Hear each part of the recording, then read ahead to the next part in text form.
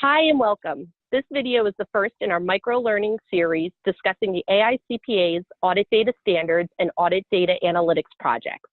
In this video, we will highlight the AICPA's Audit Data Standards, the Audit Data Analytics to Traditional Procedures Mapping document, and our new Python example, as well as other initiatives going on in this area. My name is Dorothy McCulkin, and I'm a Senior Manager at the AICPA and Staff Liaison to the AICPA's Audit Data Standards and Audit Data Analytics Working Group. With me today is Joel Pincus. Joel is the Director at KPMG and the current Chair of the Audit Data Standards and Audit Data Analytics Working Group. Welcome, Joel. Thanks, Dorothy. The world has changed a lot since auditors were giving opinions during the early part of the 20th century, a time when bookkeepers wore green visors and sleeve protectors and kept records in hardbound ledgers. Auditing standards are still pretty much the same since that time. However, the world has changed a lot. Early in the 1960s, we saw IBM come up with the System 360, which is the first system that I'm aware of that was used by auditors to extract data. Back then, the extraction was from a tape drive. The 1970s is really when the seeds were planted for the systems and related challenges that we still see today. This is the decade when the relational database first came into use, along with ERP packages such as SAP. The 1980s is when personal computers became prevalent, and with this, the release of the Microsoft suite of tools, including every auditor's favorite, Microsoft Excel.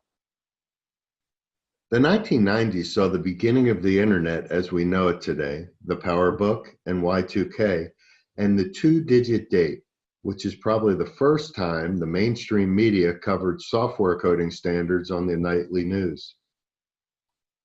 There were many other events worth noting in the 90s and early 2000s, but for our purposes today, let's just talk about the outcome of Sarbanes-Oxley and SAS 99. These are things that really changed how auditors need to deal with systems, both from a controls and a transactional perspective.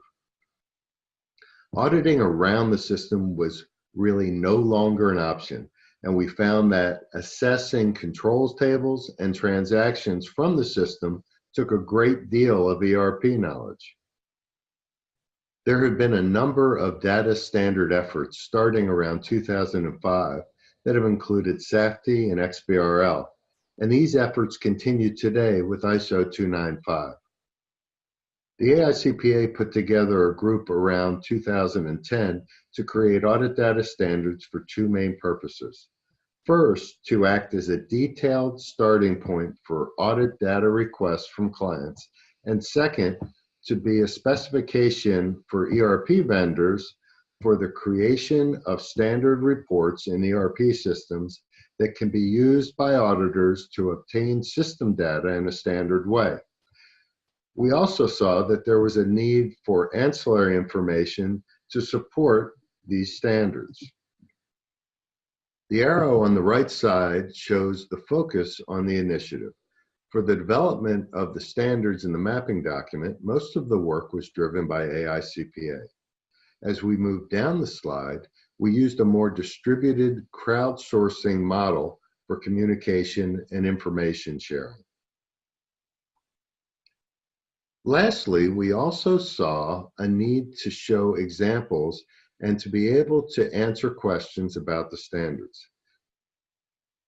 This video serves as one of the first deliverables in the guidance category, with a second video to be released shortly. Dorothy, could you talk a little more about the audit data standards that have been released, the structure of the framework document, and the micro-learning session? Yes, thanks, Joel. One of the challenges that auditors face is obtaining accurate data in a usable format. Data standardization is really a critical first step in the process of bringing data from disparate systems into a common framework or format, which enables management and internal and external auditors alike to be able to focus their attention on analyzing the data rather than normalizing and formatting it. In response to this challenge, the AICPA's working group developed the audit data standards. Unlike traditional auditing standards, these standards are voluntary, uniform IT standards.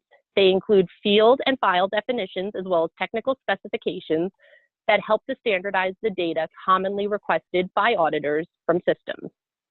As you can see, there's a number of standards available for download on the AICPA's Audit Data Analytics website.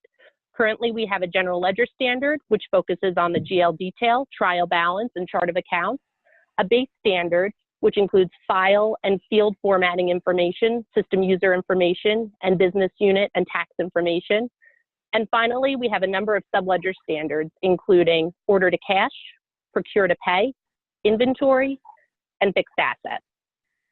We've developed these standards over a number of years and have made updates to some where necessary, and will continue to do so into the future. So I like to think of data standardization and the audit data standards as the first piece of the puzzle. But what happens next? What happens once you have that standardized data set? Years ago, auditors worked with paper ledgers, manually selecting items to test, obtaining paper copies of supporting documents, performing their procedures, and then filing everything into their work paper binders. Today, this process is much more automated, and there are many tools and techniques that can be applied to the financial statement audit to help with their analysis.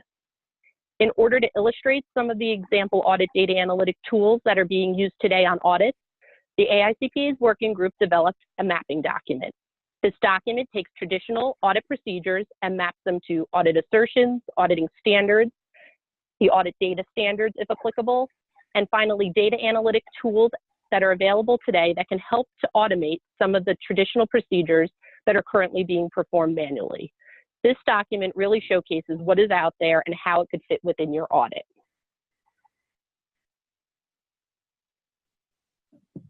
One of our newest projects that has been completed focuses on providing implementation guidance and examples on how to use the audit data standards. Our first example illustrates how Python, an open source programming language, can be used to apply the audit data standard format to a data set, and then how Python can be used to develop routines to run on the audit data standardized data set for further analysis. This Python example is our first and can be accessed on the AICPA's Audit Data Analytics website. It includes a micro learning session video that walks through the process step by step, as well as a detailed instructional paper that includes some additional guidance and information around using Python and what Python is. We hope to provide additional examples in the future.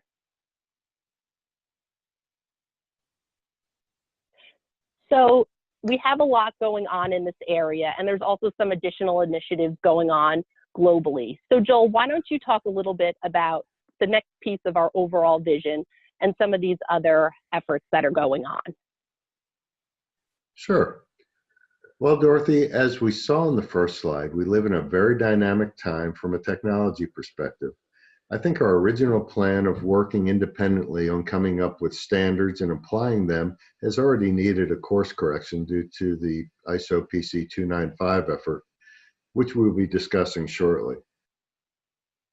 The current vision would be to have videos and guidance documents to support the standards and mapping documents. The first of these videos is being released along with this introduction. However, with the momentum gathering behind the ISO standard, the future guidance may be related to how ISO and AICPA standards align, as well as how to apply the ISO standard. The ISO PC 295 effort has been going on for over 3 years now.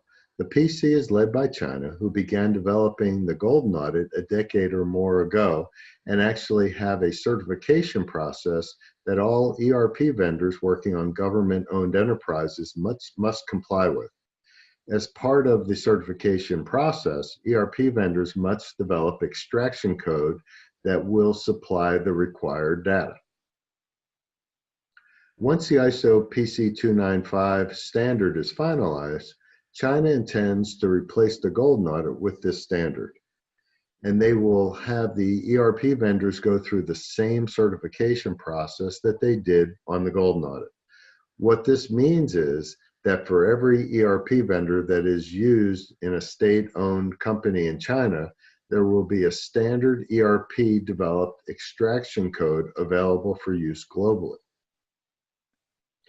We have worked to closely align the ISO standard to what has been developed during the AICPA initiative.